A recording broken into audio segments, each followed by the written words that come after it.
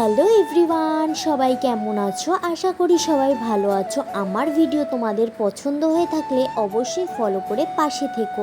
অনেক দিন ধরেই ভাবছি চাউমিন খাবো, আজকে তাই করে নিলাম। আমরা বাইরের খাবার খুব কমই খাই, আমাদের বেশিরভাগ খাবারটাই কিন্তু বাড়িতেই বানিয়ে খাই। বন্ধুরা, বাড়ির খাবার যেরকম টেস্টি আর সেটা কিন্তু শরীরের দিক থেকেও ভালো, আর সেটা কিন্তু আমাদের ইচ্ছে মতন বানাতে পারি। মা ছোটোবেলায় যখন স্কুলে টিফিনের জন্য চাউমিন করে দিত, তখন মা তার মধ্যে আলু দিত। এটা কিন্তু অন্যরকমই স্বাদ, আর সকল বন্ধুরা মিলেমিশে একসাথে খাওয়ার আনন্দটাই আলাদা ছিল। হয়তো চাইলেও ছোট হতে পারবো না, কিন্তু স্মৃতিগুলো কিন্তু সারা জীবন মনে থেকে যাবে যতদিন আমি বাঁচবো। মায়ের হাতের খাবারের স্বাদ কিন্তু হাজার হাজার রেস্টুরেন্টকেও কিন্তু হার মানিয়ে দেবে। চাউমিনে আমি কী কী অ্যাড করেছি তোমাদের সেটাই বলে নিই। এখানে আমি আলু দিয়েছি, ডিম দিয়েছি, চিংড়ি মাছ, চিকেন, পেঁয়াজ ভাজা, কাঁচা লঙ্কা। সবার প্রথমে আমি চাউমিনটাকে সেদ্ধ করে নিয়েছি, তারপরে পাশে কিন্তু বসিয়ে দিয়েছি কড়াই, আর কড়াইয়ে তেল দিয়ে দিয়েছি আলুগুলোকে ভাজা করে তারপরে কড়াইতে দিয়ে দিয়েছিলাম ডিম ভেঙে দেওয়ার পরে সেটাকে আমি ভুজিয়া আকারে করে নিলাম।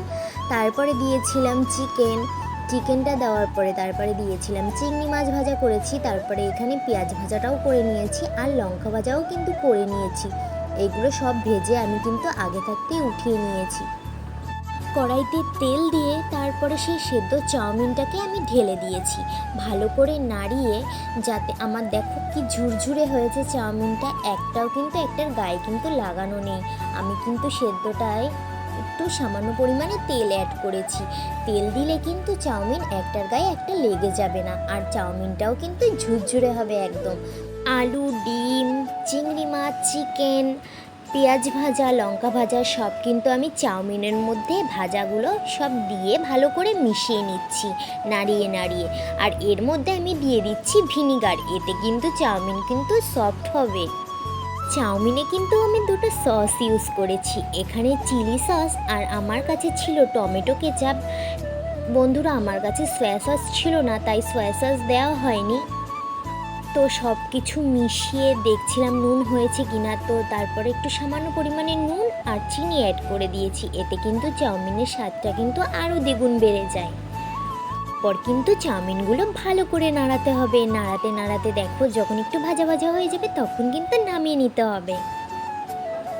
আমার চাউমিন রেডি, দেখো এখানে চাউমিন হয়ে গেছে। তো বন্ধুরা দেখো, আমাদের চাউমিন এখন কে খেতে বসেছে, আমাদের সবথেকে ছোট্ট সদস্য আমার সোনামা বসে পড়েছে চাউমিনের সামনে।